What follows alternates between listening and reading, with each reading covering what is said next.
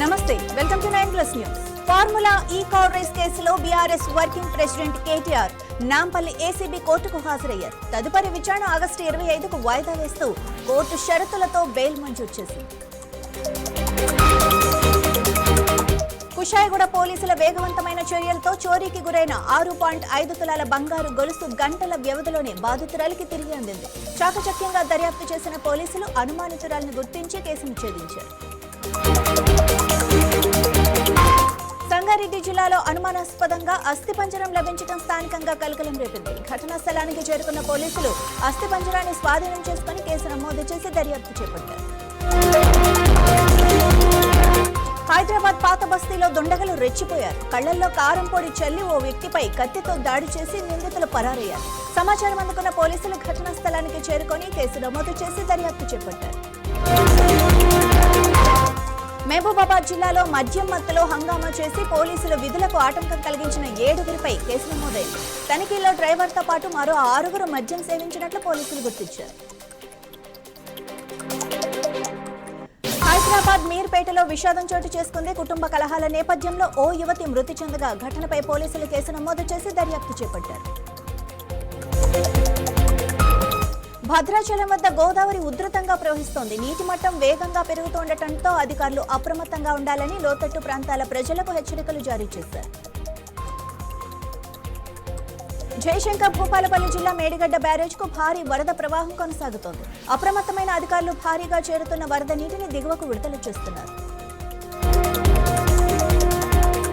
వృద్ధుల సేవే మహోన్నత సేవ అని విజయవాడలోని అమ్మ ఓల్డేజ్ హోమ్ మరోసారి నిరూపించింది. సేవాభావంతో వృద్ధులను ఆదరిస్తున్న సంస్థ సేవలను రిటైర్డ్ జడ్జి ఉమాదేవి ప్రశంసించారు. పాలమూరు వరప్రదాని జూరాల ప్రాజెక్టుకు భారీగా వరద నీరు చేరుతోంది. అప్రమత్తమైన అధికారులు గేట్లు ఎత్తి దిగువకు నీటిని విడుదల చేస్తూ లోతట్టు ప్రాంతాల ప్రజలను అప్రమత్తంగా ఉండాలని సూచించారు. ఉమ్మడి తూర్పుగోదావరి జిల్లాలో మంత్రి నిమ్మల రామానాయుడు విస్తృతంగా పర్యటించారు. ఇరిగేషన్ అధికారులతో కలిసి గోదావరి డెల్టా కాలువల్లో నీటి ప్రవాహాన్ని పరిశీలించి అధికారులకు పలు సూచనలు చేశారు. రాష్ట్రంలో భారీ వర్షాల నేపథ్యంలో ప్రభుత్వం అప్రమత్తమైంది. అన్ని జిల్లాల అధికారులతో ప్రధాన కార్యదర్శి సంజయ్ జాజు సమీక్ష నిర్వహించి ముందస్తు చర్యలు చేపట్టాలని ఆదేశించారు. శ్రీశైలం శ్రావణ మాసోత్సవాలకు దేవస్థానం అధికారులు ప్రత్యేక ఏర్పాట్లు చేశారు. భక్తుల రద్దీని దృష్టిలో ఉంచుకుని ఆర్జిత సేవలు, దర్శనం టికెట్లలో కీలక మార్పులు ప్రకటించారు. ఎడతెరిపి లేకుండా కురుస్తున్న వర్షాలతో నిర్మల్ జిల్లాలోని పోచరా జలపాతం పరవళ్ల తొక్కుతోంది. జలపాతం అందాలు పర్యాటకులను ఆకట్టుకుంటూ ఉండగా ప్రమాదకర ప్రాంతాలకు వెళ్లొద్దని అధికారులు హెచ్చరిస్తున్నారు. సంచలనం సృష్టించిన సాయికృష్ణ లాకప్ డెత్ కేసు దర్యాప్తు వేగంగా సాగుతోంది. ఈ కేసులో సీఐ నాగరాజును 3వ రోజు కస్టడీలో విచారిస్తున్న అధికారులు కీలక వివరాలు సేకరిస్తున్నారు. భారత ప్రభుత్వం మెటా మధ్య వివాదం మరింత ముదిరింది. మెటా ఇండియా హెడ్ తో పాటు పలువురు సోషల్ మీడియా యూజర్లపై హైదరాబాద్ సైబర్ క్రైమ్ పోలీసులు కేసు నమోదు చేశారు. జయశంకర్ భూపాలపల్లి జిల్లాలో ప్రభుత్వ అసైన్డ్ భూమి వివాదం చెలరేగింది. తమకు కేటాయించిన భూమిని అక్రమంగా కబ్జా చేసేందుకు ప్రయత్నిస్తున్నారని భూబాధితులు ఆరోపించారు. వరంగల్ జిల్లా అన్నారం షరీఫ్ యాకూబ్ బాబా దర్గా నిర్వహణ టెండర్ ప్రక్రియ పూర్తయింది. ఏడాది నిర్వహణ హక్కులను హైదరాబాద్ కు చెందిన నసీరుద్దీన్ 1.31 కోట్లకు దక్కించుకున్నారు. వరంగల్ జిల్లా వర్ధన్నపేట మండల సర్వసభ్య సమావేశం ఉద్రిక్తంగా మారింది. నిధుల కేటాయింపులో వివక్ష చూపుతున్నారని ఆరోపిస్తూ బీఆర్ఎస్, బీజేపీ సర్పంచుల సమావేశాన్ని బహిష్కరించి నిరసన చేపట్టారు. భారీ వర్షాలతో నిర్మల్ జిల్లాలోని కుంటాల జలపాతం ఉప్పొంగి ప్రవహిస్తోంది. జలపాతం అందాలు పర్యాటకులను ఆకట్టుకుంటూ ఉండగా అధికారులు భద్రతా సూచనలు పాటించాలని విజ్ఞప్తి చేస్తున్నారు. పరీక్షల పారదర్శకతపై ప్రధాని నరేంద్ర మోడీ మరోసారి స్పష్టమైన సందేశం ఇచ్చారు. పేపర్ లీక్ ముఠాలను ఎట్టి పరిస్థితుల్లోనూ వదిలిపెట్టబోమని హెచ్చరిస్తూ పరీక్షల నిర్వహణను మరింత పకడ్బందీగా చేపడతామని తెలిపారు. కేంద్ర ప్రభుత్వంపై కాంగ్రెస్ నేత రాహుల్ గాంధీ విమర్శలు గుప్పించారు. యువత గొంతును అణచివేయటం సాధ్యం కాదని వ్యాఖ్యానిస్తూ సోషల్ మీడియా ఖాతాల తొలగింపుపై కూడా అభ్యంతరం వ్యక్తం చేశారు. మహారాష్ట్ర భీవండిలో 4 అంతస్తుల భవనం కుప్పకూలి 6 మృతి చెందారు. శిథిలాల కింద చిక్కుకున్న వారి కోసం ఎన్డీఆర్ఎఫ్ సహాయక బృందాలు చర్యలు కొనసాగిస్తున్నాయి. తెలంగాణలో మరో 2 రోజుల పాటు భారీ నుంచి అతి భారీ వర్షాలు కురిసే అవకాశం ఉందని వాతావరణ శాఖ హెచ్చరించింది. పలు జిల్లాలకు రెడ్, ఆరెంజ్, ఎల్లో అలర్టులు జారీ చేస్తూ ప్రజలు అప్రమత్తంగా ఉండాలని సూచించింది.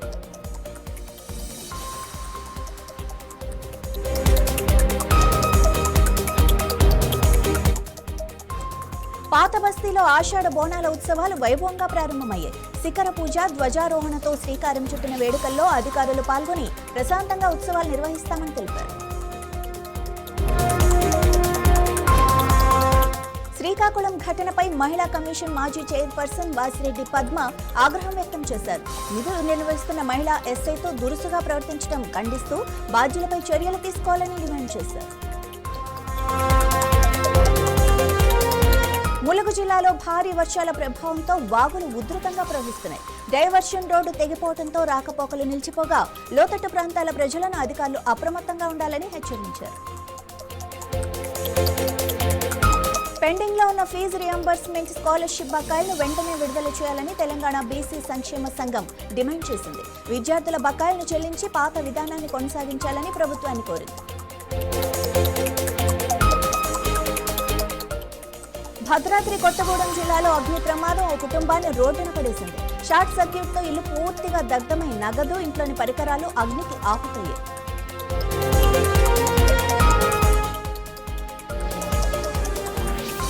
కాళేశ్వరం వద్ద వరద ఉధృతి మధ్య అరుదైన దృశ్యం సందర్శకులను ఆకట్టుకుంటోంది. వరద నీటిలో మునిగిన జ్ఞాన దీపాల ఆకృతి బాహుబలి సన్నివేశాన్ని తలపిస్తూ ప్రత్యేక ఆకర్షణగా నిలిచింది.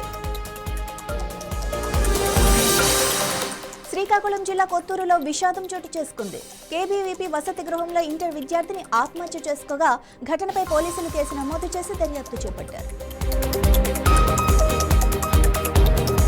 మహారాష్ట్ర నాగపూర్లో ఆలయాల్లో చోరీ కలకలం రేపింది. హుండీలు పగలగొట్టి నగదు దోచుకున్న దొంగలు చోరీకి ముందు దేవతకు నమస్కరించిన దృశ్యాలు సీసీటీవీలో రికార్డయ్యాయి. సంస్కృత భాష పరిరక్షణకు కృషి చేయాల్సిన అవసరం ఉందని తెలుగు సంస్కృత అకాడమీ చైర్మన్ విల్సన్ తెలిపారు. ఆగస్టు 25 నుంచి వారం రోజుల పాటు సంస్కృత సప్తాహం నిర్వహించనున్నట్లు వెల్లడించారు. డిఎస్సీ నియామకాలపై వివాదం మరింత ముదురుతోంది. అక్రమాలపై సీబీఐ విచారణ జరిపించాలని డిమాండ్ చేస్తూ వైసీపీ నేతలు అన్నమయ్య జిల్లా కలెక్టర్కు వినతి పత్రం సమర్పించారు. నాగకర్నూలు జిల్లా వెల్దండ మండల సమావేశంలో ప్రోటోకాల్ వివాదం రేగింది. సర్పంచుల కుటుంబ సభ్యుల హాజరుపై అభ్యంతరం వ్యక్తం చేస్తూ బీఆర్ఎస్ సర్పంచులు నిరసన తెలిపారు. టీపీసీసీ అధ్యక్షుడు మహేష్ కుమార్ గౌడ్ శాసన మండలి చీఫ్ విప్ పట్నం మహేందర్ రెడ్డి కుటుంబాన్ని పరామర్శించారు. ఇటీవల మృతి చెందిన పట్నం రుక్కమ్మ చిత్రపటానికి నివాళులర్పించి కుటుంబ సభ్యులకు సానుభూతి తెలిపారు. గోదావరి వరద ఉధృతితో భద్రాద్రి కొత్తగూడెం జిల్లాలో పరిస్థితి ఆందోళనకరంగా మారింది. చెల్ల మండలం వీరాపురం వద్ద ఇసుక ర్యాంపును వరద నీరు చుట్టుముట్టడంతో లారీ డ్రైవర్లు, గ్రామస్తులు చిక్కుకున్నారు. జయశంకర్ భూపాలపల్లి జిల్లా కాళేశ్వరంలో వింత ఘటన ఆసక్తి రేపుతోంది. భారీ వర్షాల మధ్య చేపలు వర్షంలా పడినట్లు స్థానికులు చెబుతుండగా ఈ దృశ్యాలు సోషల్ మీడియాలో వైరల్గా మారాయి. జాతీయ చేనేత దినోత్సవం సందర్భంగా విజయవాడలో చేనేత సమ్మేళనం నిర్వహించనున్నట్లు బీజేపీ రాష్ట్ర అధ్యక్షుడు రంగుల గోపి శ్రీనివాస్ తెలిపారు. ఆగస్టు 5న తుమ్మలపల్లి కళాక్షేత్రంలో కార్యక్రమం జరగనుంది. డిఎస్సీ నియామకాల్లో అక్రమాలు జరిగాయని ఆరోపిస్తూ విజయవాడలో వైసీపీ నేతలు నిరసన చేపట్టారు. సీబీఐ విచారణకు ఆదేశించాలని విద్యాశాఖ మంత్రి నారా లోకేష్ రాజీనామా చేయాలని డిమాండ్ చేశారు. వైసీపీపై జనసేన ఎమ్మెల్యే పంతం నానాజీ విమర్శలు గుప్పించారు. గత ప్రభుత్వ వైఫల్యాలను ప్రశ్నిస్తే వైసీపీ దారి మళ్లించే రాజకీయాలు చేస్తోందని ఆరోపించారు. ప్రధాని నరేంద్ర మోడీ భోగాపురం పర్యటన ఏర్పాట్లు ముమ్మరంగా కొనసాగుతున్నాయి. సభకు వచ్చే ప్రజలకు ఇబ్బందులు లేకుండా చేస్తున్న ఏర్పాట్లను మంత్రులు అచ్చెన్నాయుడు, కందుల దుర్గేష్, బీసీ జనార్దన్ రెడ్డి పరిశీలించారు. గుంటూరులోని బీసీ బాలికల హాస్టల్లో 5 విద్యార్థులు అస్వస్థతకు గురయ్యారు. ఐరన్ మాత్రలు తీసుకున్న అనంతరం అస్వస్థతకు గురికాగా వారిని ప్రభుత్వ ఆసుపత్రికి తరలించి చికిత్స అందిస్తున్నారు. అత్యవసర సమయాల్లో ప్రాణాలను కాపాడే సిపిఆర్పై ప్రతి ఒక్కరికి అవగాహన అవసరమని ఎన్టీఆర్ జిల్లా కలెక్టర్ లక్ష్మీసా అన్నారు. విజయవాడలో నిర్వహించిన సిపిఆర్ అవగాహన సదస్సులో ఆయన పాల్గొన్నారు. బీజేపీ జాతీయ అధికార ప్రతినిధి షహబాజ్ పూనావాలా తన పదవికి రాజీనామా చేశారు. వ్యక్తిగత కారణాలతో పార్టీని వీడినట్లు సమాచారం కాగా తన ఎక్స్ ఖాతాలో ఉన్న అధికార ప్రతినిధి హోదాను కూడా తొలగించారు. అంబేద్కర్ కోనసీమ జిల్లాలో వరద ప్రభావం తీవ్రంగా మారింది. గంటి పెదపూడి వద్ద తాత్కాలిక గట్టు తెగిపోవడంతో 4 గ్రామాలకు రాకపోకలు నిలిచిపోయాయి. ప్రజలు పడవలపై ప్రయాణిస్తున్నారు. మెగా డిఎస్సీ నియామకాల్లో అక్రమాలు జరిగాయని ఆరోపిస్తూ మాజీ మంత్రి పేర్ని నాని విమర్శలు చేశారు. డిఎస్సీ వ్యవహారంపై సిబిఐ విచారణ జరిపించాలని విద్యాశాఖ మంత్రి నారా లోకేష్ రాజీనామా చేయాలని డిమాండ్ చేశారు. ఉమ్మడి ఖమ్మం జిల్లాలో గోదావరి ఉధృతి కొనసాగుతోంది. భద్రాచలం వద్ద నీటి మట్టం 45 అడుగులకు చేరుకోవడంతో అధికారులు అప్రమత్తమై లోతట్టు ప్రాంతాల ప్రజలను హెచ్చరిస్తున్నారు. రంగారెడ్డి జిల్లా చేవెళ్లలో రోడ్డు ప్రమాదం జరిగింది. ఆర్టీసీ బస్సును లారీ ఢీకొనడంతో 4 తీవ్ర గాయాలు కాగా ఘటనపై పోలీసులు దర్యాప్తు చేపట్టారు. శంషాబాద్లో గుంతలమయమైన రోడ్లపై బీజేపీ నేతలు ఆందోళన చేపట్టారు. రోడ్ల మరమ్మతులు వెంటనే చేపట్టాలని డిమాండ్ చేశారు. స్పందించకపోతే ఉద్యమం ఉధృతం చేస్తామని హెచ్చరించారు. ఆంధ్రప్రదేశ్లో ప్రత్యేక ఓటర్ జాబితా సవరణ ప్రక్రియలో భాగంగా ముసాయిదా ఓటరు జాబితాను ఎన్నికల సంఘం విడుదల చేసింది. రాష్ట్రంలో 89.22% మంది ఓటర్ల ఎన్యుమరేషన్ పూర్తయినట్లు ఈసీ వెల్లడించింది. విద్యార్థుల నిరసనలపై పోలీసుల కాల్పుల ఘటనకు సంబంధించి కేంద్ర మంత్రి జితేంద్ర సింగ్ పై కాంగ్రెస్ హక్కుల ఉల్లంఘన నోటీసు ఇచ్చింది. పార్లమెంటును తప్పుదోవ పట్టించారని ఆరోపిస్తూ స్పీకర్కు ఎంపీ కేసీ వేణుగోపాల్ ఫిర్యాదు చేశారు.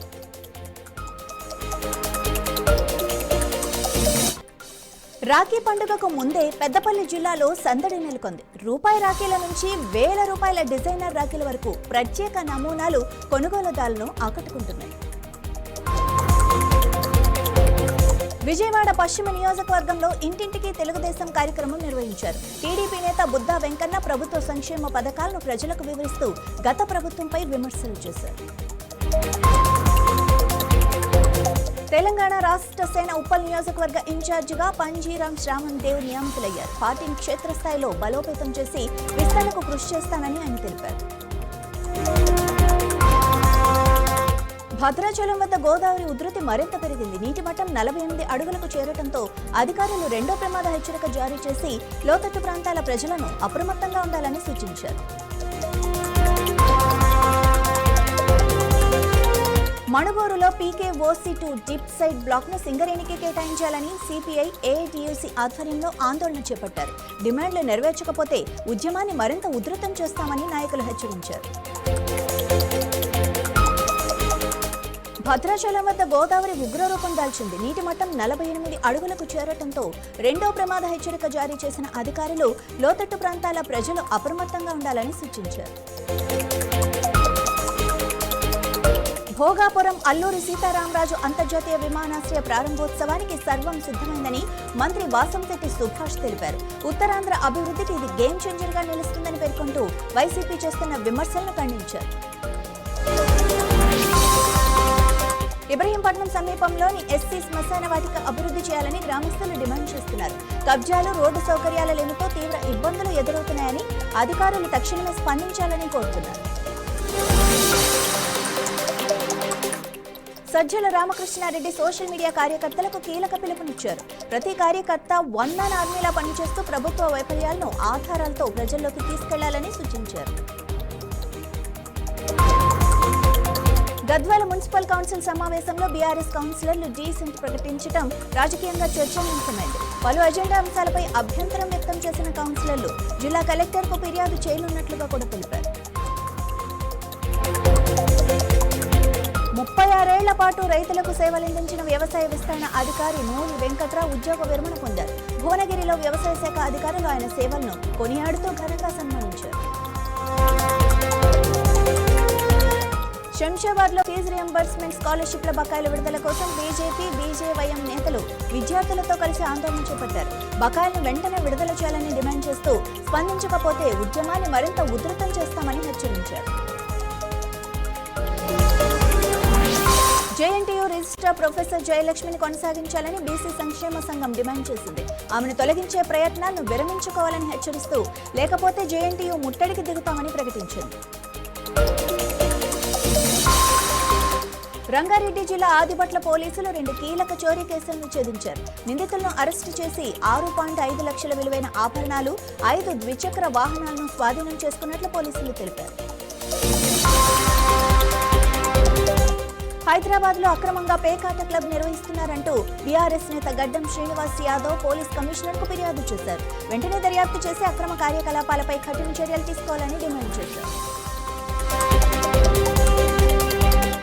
హీరో హవేష్ నటిస్తున్న కొత్త ఎంటర్టైన్మెంట్ చిత్రం నుంచి మెరుపులే పాటను కేఎల్ యూనివర్సిటీలో ఘనంగా విడుదల చేశారు. దర్శకుడు వివి వినాయక్ చేతుల మీదుగా విడుదలైన ఈ పాటకు ప్రేక్షకుల నుంచి మంచి స్పందన లభిస్తోంది. హైదరాబాద్లో నిషేధిత మెఫెంటైర్మైన్ సల్ఫేట్ ఇంజెక్షన్ను విక్రయిస్తున్న ముఠాను పోలీసులు పట్టుకున్నారు. 3 నిందితులను అరెస్టు చేసి 4,20,000 ఇంజెక్షన్లతో పాటు బైక్, మొబైల్ ఫోన్లను స్వాధీనం చేసుకున్నారు. కాంగ్రెస్ ఎమ్మెల్సీ అద్దంకి దయాకర్ బీఆర్ఎస్ పై సంచలన ఆరోపణలు చేశారు.